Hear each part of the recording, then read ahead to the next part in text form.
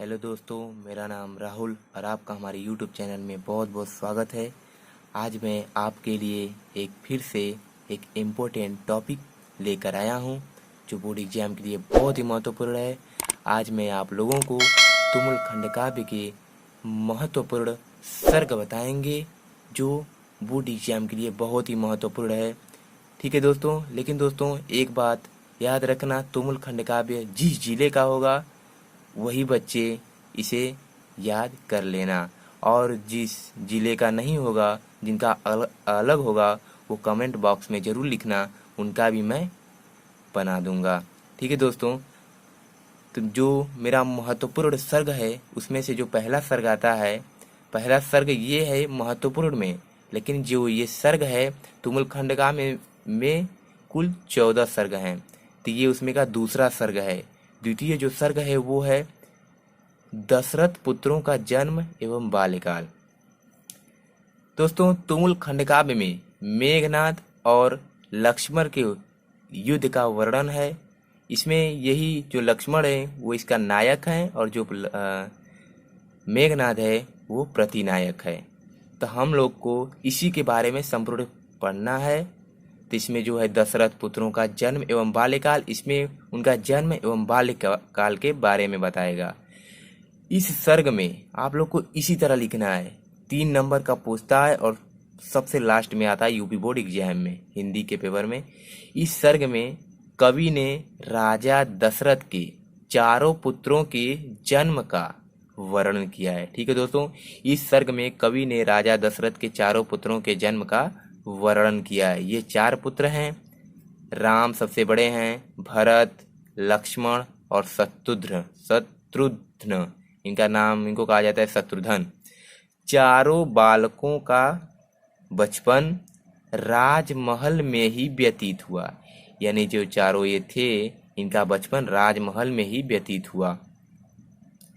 उनकी बचपन की लीलाएं इक्ष्वाकु वंश की मर्यादा को बढ़ाती हैं। ठीक है दोस्तों, तथा राजमहल की शोभा को दुगुना कर देती हैं। महाराज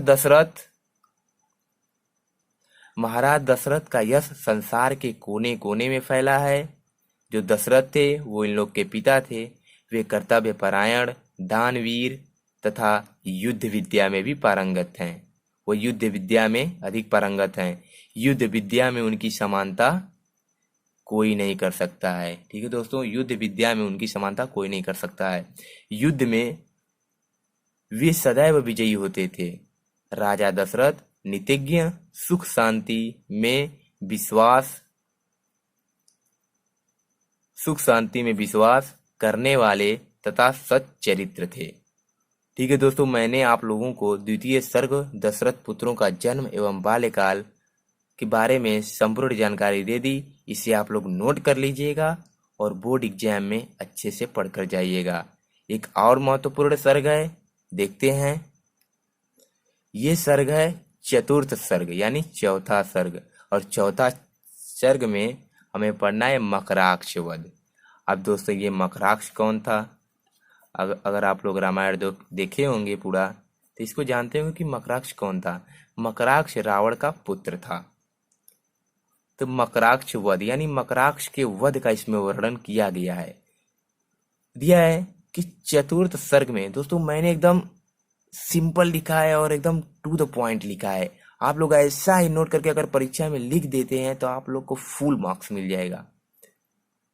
इसे नोट कर लीजिएगा अच्छे से। ठीक है दोस्तों, चतुर्थ सर्ग में मकराक्ष का वध तथा राजा रावण की चिंता का वर्णन कवि ने किया है।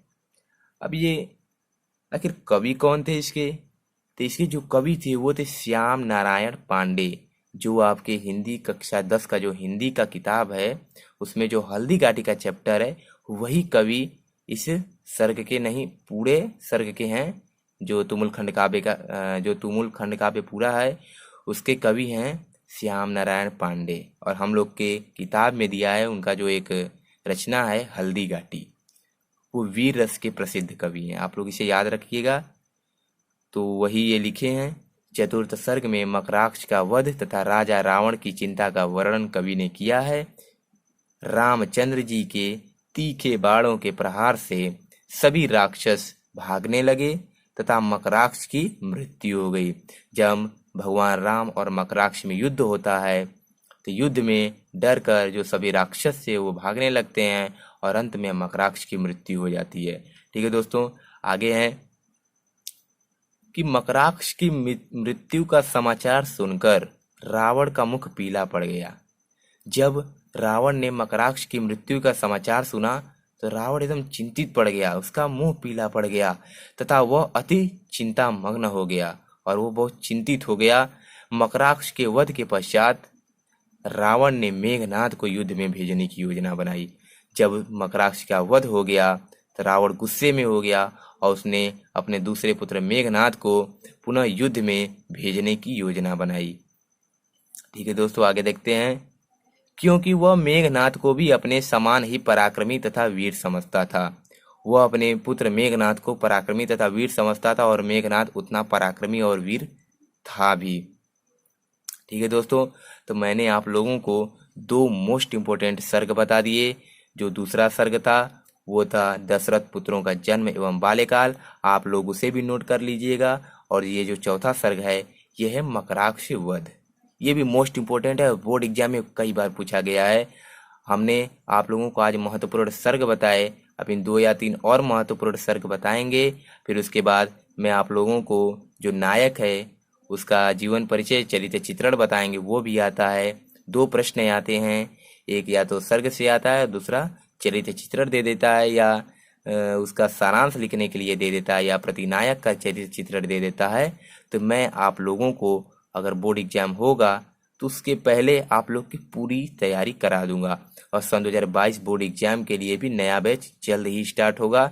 एक बार डेट फिक्स हो जाए कि आपका बोर्ड एग्जाम कब होगा तब, क्योंकि आप लोगों को परीक्षा में 90+ अंक लाने हैं। ठीक है दोस्तों, मन लगाकर पढ़िए, हमारे चैनल को लाइक शेयर सब्सक्राइब कीजिए, क्योंकि मैं जो भी वीडियो बनाऊं तो उसका नोटिफिकेशन आप तक मिलता रहे।